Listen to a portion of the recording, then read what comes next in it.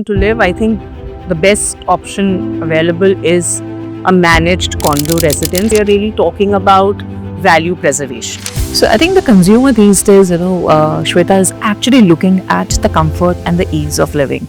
Hi, this is Suneet Singh. I head the marketing for Whiteland Corporation, and I'm delighted to welcome you to the next episode of Beyond Insight. Hi, my name is Sudeep Bhatt and I am Director Strategy at Whiteland. My primary interest is creating conversations with people, and that is what I look forward to every time.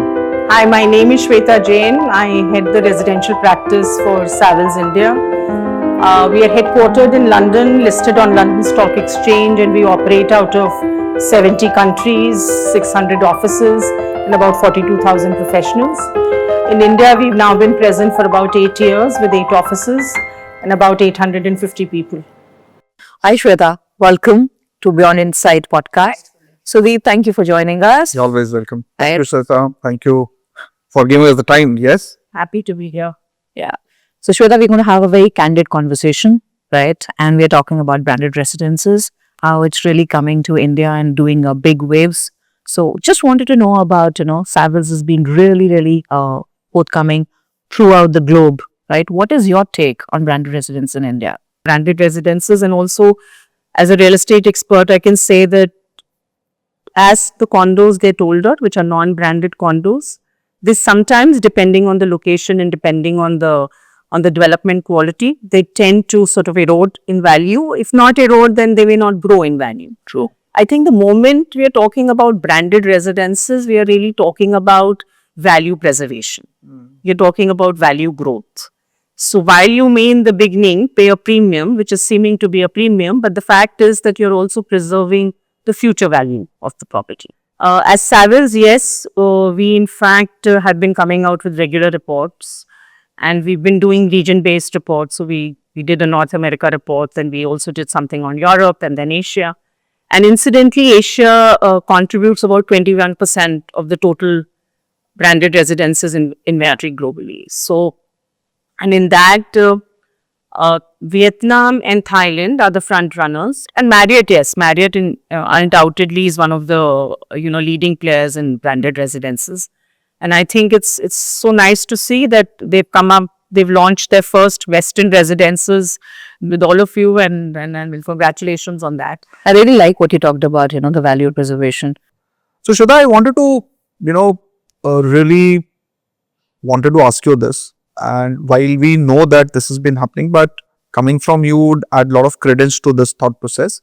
What exactly do you think is the rationale behind branded residences being pegged higher, from an investment perspective for anybody who's looking to, seek a good investment in the real estate sector? So what is happening globally? What do you think will happen in India? So give us a little insight on that, please. See, I'll tell you, Sudeep, there's a recent report, which is our APAC report, which covers all the key markets in the Asia Pacific region. And interestingly, one of the forecasts in the report is that by 2031, the market is going to grow by 180%. It is a little less than what Dubai is forecasted at, but the market in India, you mean? No, that's Asia Pac. Across Asia Pacific. Okay, No, Asia yes, Pacific. yes, Okay, yeah. all right. India, like I said, in any case, is very untapped still. In fact, 75% of the inventory that we see in India is still coming from your non-hotel branded players. So we have the likes of you and Trump. We've not actually seen enough of hotel operators doing projects in India. So I don't have a breakdown of this 180% in terms of the countries. But if I was to look at it, I think Vietnam and Thailand, like I said, in any case, are the key players, followed by India. India is, we would definitely see more supply coming in. Now, from an appreciation perspective, while yes, there is a premium attached in the very beginning when you're buying a branded residence, you're paying at least a 20 to 25% higher than what you would pay for another product. But like I said, it's also about the preservation of value, right? So the appreciation, in my view, would definitely be higher than what one would see for a non-branded project. And this is what we've seen globally as well. True that. And US and like North America is one prime example. And then we've got London has also now come up as a major market for branded residences. Other than that, Dubai that is also kind of majorly taking a lead. And it's also about the rental annuity. So if you look at the yield, so the rentals are far superior for a branded project. If that's the case, then naturally the yield is higher. True. Otherwise, a non-branded project today will not give you more than 2 to 3%. That's a very perspective, yeah. So the yields become better Yes. combined with your rental, and even if you're owning it as a primary resident and not residence and not renting it, then also I think there is far more capital growth expected over a period of 5 to 10 years. And that's the horizon in any case one needs to have when you're looking at any investment in. I completely get that. And the buyer is today, to my mind, Shweta, informed about, these key aspects. Very informed. Yeah, well-read, educated, know what they're buying. It makes our lives a little tough also because they are much better informed, but then it's also easy because Yeah, I thought it is making life easy. Yeah. to educate, because I think the concept is understood, the value is understood, so you don't really have to explain the premium. True. The value, if it's understood, then I think the only area where sometimes yes one may struggle is about which location the project is in. I mean, what are the sort of the potential upside in terms of the location, because location does play a role. Sure. And so I think that's, and Gurgaon is obviously, has been touted. It is touted as, from a residential perspective, it's touted as is one of the key markets across the country now. And location, infrastructure, both. Yes. I mean, infrastructure, yes, we struggled a bit, but I think with the SPR and the Dwarka Crossway Expressway, and so I think Gurgaon clearly is one of. Has an edge, right? Yeah. So, Sudeep, what do you think? I mean, we've been talking about generational living, and generational adding to it. What is your take on branded residences? Well, to my mind, Suneet, branded residences is a natural progression. It's like any other asset class which matures. So if you look at any other category, other than real estate, you'd see that it has to have a natural progression, and this seems to be the logical way forward. Right.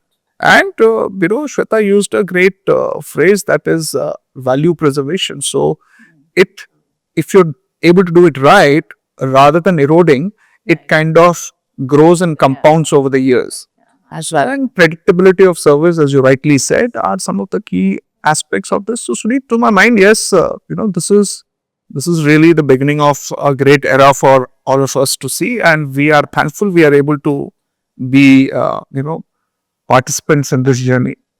So, what are the key trends that you're noticing, which will be really, really prevalent in branded residence segment? In my view, I think, to me, if you were to ask me, I mean, I think it would just make more sense. If I have to pay the premium, then I would rather pay the premium where I'm able to get the services that are provided.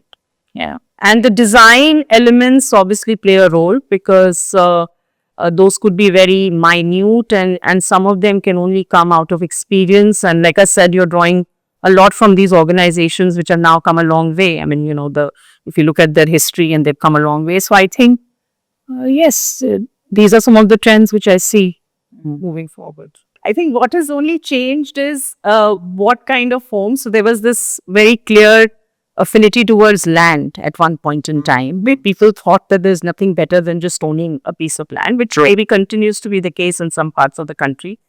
But I think more and more in urban centers, and also in some of your more leisure locations which actually offer, better rental annuity, and urban centers where you can actually own a branded residence and make it your primary home. True. Right? So I think from a living standpoint, people are very comfortable. They would rather be in a looked after facility versus being in a standalone bungalow, which used to be the case at some point in time. Investment could continue to be in land also. Got that. But the fact is that from my primary home where I want to live, or where I want my children to live, I think the best option available is a managed condo residence. And then if it comes with having a brand behind it and a hotel brand, sorry, then it obviously it's the best. Suneet, just tell me about you interact a lot with customers and you responsible for marketing in Pipeline. So just tell me a little bit about your understanding of the consumer behavior, which is, and I mean, I know you also had a long journey in real estate. So what are the changes that you've seen as far as the consumer is concerned? So I think the consumer these days, Shweta, is actually looking at the comfort and the ease of living, right? Most of the consumers are globetrotters. They have roamed around the world. They have seen the best of living possible. Now they want to live it today. So now the whole thing that, a Rolls Royce to be owned post 50 is changing, right? Right. People want to own it at the age of 30. Similar is the case with branded residences. I want to live that life right now. I will not really plan that I will like to live this life 5 years down the line or 10 years down the line. I want to live it now is the attitude that is coming out readily. And people are looking at the right kind of places which will actually, cater to this. Right? It is so important that, listen, if I have a high flying life, I have to be in the vicinity of an airport, which is a throwaway distance. I need to also have a trophy address, right, which is well connected, has a great infra around it. And the project itself, if it's a branded residences project, then I will look at that how is it adding value to my day-to-day life? How is the concierge service really coming across? What is the clubhouse? Where are my kids? And who are the other kids they're interacting with? Who's the spouse who's interacting with? Is my parents taken care of while I am away at work? All these things add value to it. Right. That is what the consumer shift is taking place. Right now, I'm not in this thing that, listen, I will compromise and I'll live that life in the future. No, they are looking at now. They are wanting. And similarly, we have a lot of SMEs, MMSMEs owners, who's wanting to live that life. Right? They have got money. They have worked very hard for this. But now it's time for them to enjoy it. We have people from, Singapore. We have people from Malaysia. We have people from Dubai who have invested in this. Coming back home is also a segment for them. Right? Having a pad in India, having a branded residences because they have lived that life, that is an important aspect. So that is also the consumer behavior that we have noticed and lived for. And Shweta, from a geopolitical perspective, Suneet, the kind of time that we are currently seeing and the way, the geopolitics is shaping up and also the way Indian economy is shaping up, so both these factors clubbed together create a favorable environment for a lot of NRIs to look at India again. Yeah. Now for them, for the kind of life that they've lived so far in America or in other parts of the developed world, they would want something close to that. So with Marriott as a brand and Westin as an option, good location, great development. Delhi is something that everybody wants to be from North India. You want to be here close to the airport. So all of these are also, kind of governing that choice and that decision to be here with us. So that's also a segment that that's is very important. closely. Yeah. All right. Thank you, Suneet. Thank you, Shweta. Thank you so very much. Thank you so much. And everyone who's watching, thank you for watching this episode of Beyond Insight. Look forward to the future insightful sessions that we'll have together. Thank you.